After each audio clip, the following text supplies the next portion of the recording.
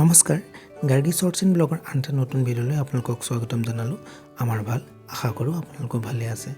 বন্ধুসকল, যোৱাবাৰ বহাগ বিহুৰ সময়ত আমি নগাঁৱত আছিলোঁ আৰু গাৰ্গীৰ তেতিয়া ৮ মাহ আছিলে। সেইটো গাৰ্গীৰ প্ৰথম বহাগৰ বিহু আছিলে আৰু ৮মহীয়া গাৰ্গীক আমাৰ কাষতে থকা দিব্যাৰূপা, কস্তুৰী আৰু জয়তীয়ে ধুনীয়াকৈ সজাই পৰাই চাদৰ মেখেলা পিন্ধাই তাইক প্ৰথম ফটোশ্বুটটোৰ বাবে ৰেডি কৰিছিলে। তাৰে এটা সৰু ভিডিঅ' লৈ আপোনালোকৰ ওচৰলৈ আহিছোঁ। আশা কৰোঁ ভিডিঅ'টো ভাল পাব আৰু যদি ভাল পায় তেনেহ'লে লাইক আৰু কমেণ্ট কৰিবলৈ নাপাহৰিব।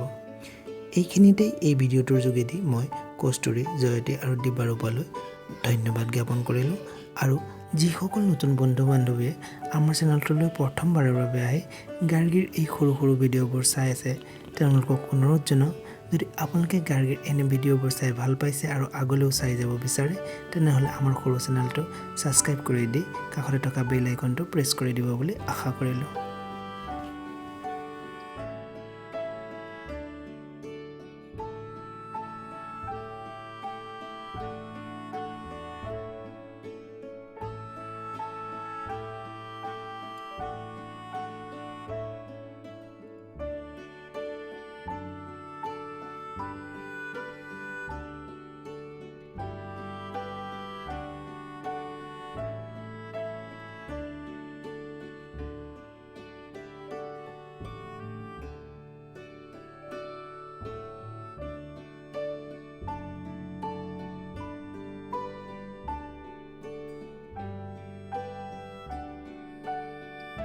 আহকচোন এতিয়া আমি ভিডিঅ'টোলৈ আগবাঢ়োঁ।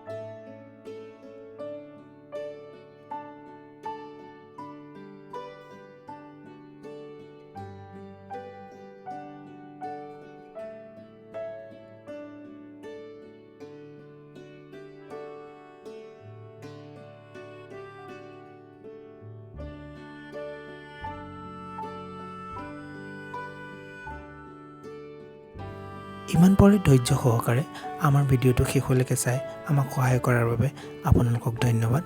আগলৈও গাৰ্গীৰ এনে সৰু সৰু ভিডিঅ'বোৰ চাই আপোনালোকে আমাক সহায় কৰিব বুলি আশা ৰাখিলোঁ। গাৰ্গীৰ আকৌ এনেকুৱা ভিডিঅ' আপোনালোকৰ ওচৰলৈ লৈ অহাৰ প্ৰতিশ্ৰুতিৰে আজিলৈ আহোঁ। নমস্কাৰ।